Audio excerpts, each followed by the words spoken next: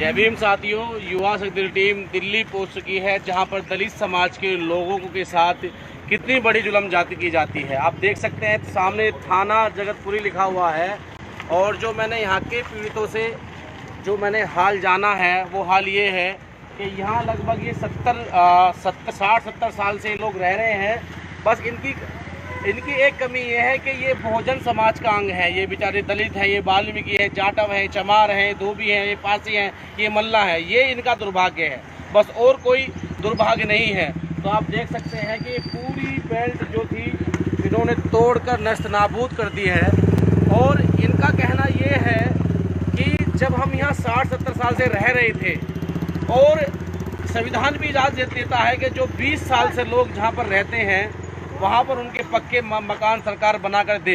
उसी के साथ साथ मेरा सवाल नरेंद्र मोदी केंद्र सरकार से है और केजरीवाल से भी है कि क्या तुमने दोनों ने मिलकर सिर्फ समाज को बेवकूफ़ बनाने का काम किया है कि जब इनकी वोटर आईडी है तो आप इनसे वोट क्यों ले रहे थे? अगर ये अनलीगल थे तो इनसे लीगल वोट क्यों लिया गया? उसके बाद इन सभी घरों में मीटर हैं, इन सभी घरों में मीटर लगे हुए थे। जब मीटर लगता है तो एक फार्म दिया जाता है, वो फार्म पूरा फिल करने के बाद जब मीटर लगाया जाता है और टैक्स पे होता है और यूनिट के हिसाब से पैसा दिया जाता है। जब वो सरकारी कर्मचारी कहाँ मर गए थे जब ये लोग मीटर लगवा रहे थे? उसके बाद गैस कनेक्शन इनके पास है, जब गैस कनेक्शन दिया जाता है तो उसमें भी स्थायी पता पूछा जाता है। जब ये सरकारी कर्मचारी कहाँ मर गए थे? सिर्फ सरकार ने दलित समाज को, इस समाज को पैसा कमाने की मशीनरी बना दी गई है। और दुख की बात तो यह साथियों, जहाँ पूरा विश्व कोरोना महामारी से लड़ रहा है वहाँ ये समाज के लोग आप देख सकते हैं बेचारे कि अपनी जहदोजहद से लड़ रहे हैं। एक तरफ तो सरकार क्वारंटाइन बनाने के लिए बड़े बड़े उद्योगपति से पैसा ले रही है और दूसरी तरफ सरकार इन गरीब लोगों को मारने काम कर रही है। दुर्भाग्य है इस देश का कि जो वर्ग भट्टों में काम करता है, जो वर्ग रिक्शा चलाता है, जो वर्ग घर की नाली सफाई करता है, जो वर्ग इस देश को आगे बढ़ाने का काम करता है, उनके साथ ये हाल किया जाता है। अभी यहाँ पर कुछ साथी आए थे, बेचारे खाना देकर भी गए हैं। और मैं पूछने का प्रयास करूँगा कि इस यहाँ पे महिला बैठी हैं कि जब यहाँ पर मीटर लगा हुआ है और यहाँ पर हाउस टैक्स भी इन्होंने दिया है, फिर भी सरकार ने इनके साथ ऐसा क्यों करा? और कुछ वर्क भी यहाँ पे देखो हो रहा है।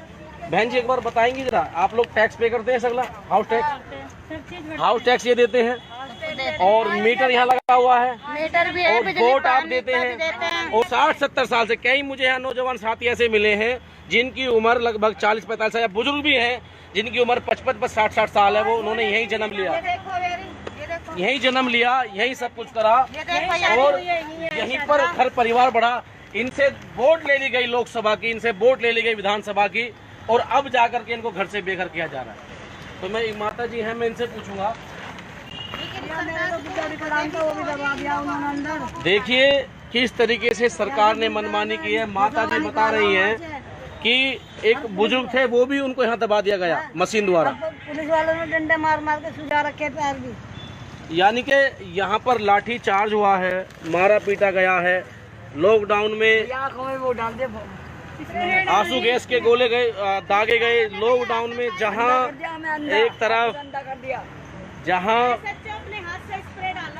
जहाँ एक तरफ नरेंद्र मोदी सरकार वर्ल्ड बैंक से कई हजार करोड़ रुपया लेती है, जहां नरेंद्र मोदी सरकार वर्ल्ड बैंक से कई हजार करोड़ रुपया लेती है कोरोना महामारी से लड़ने के लिए, जहां देश के बड़े बड़े धन्ना सेठ, बड़े बड़े उद्योगपति इस मनोवादी सरकार को मोटा पैसा देते हैं जिससे कि गरीबों की मदद की जा सके। लॉकडाउन में इन्होंने अपना पाई जोड़ करके राशन इकट्ठा किया था, वो सभी राशन मात्र चंद घंटों में मकान के साथ दबा दिया गया, जिसमें कई लोगों को तो चोटें भी आई गंभीर रूप से।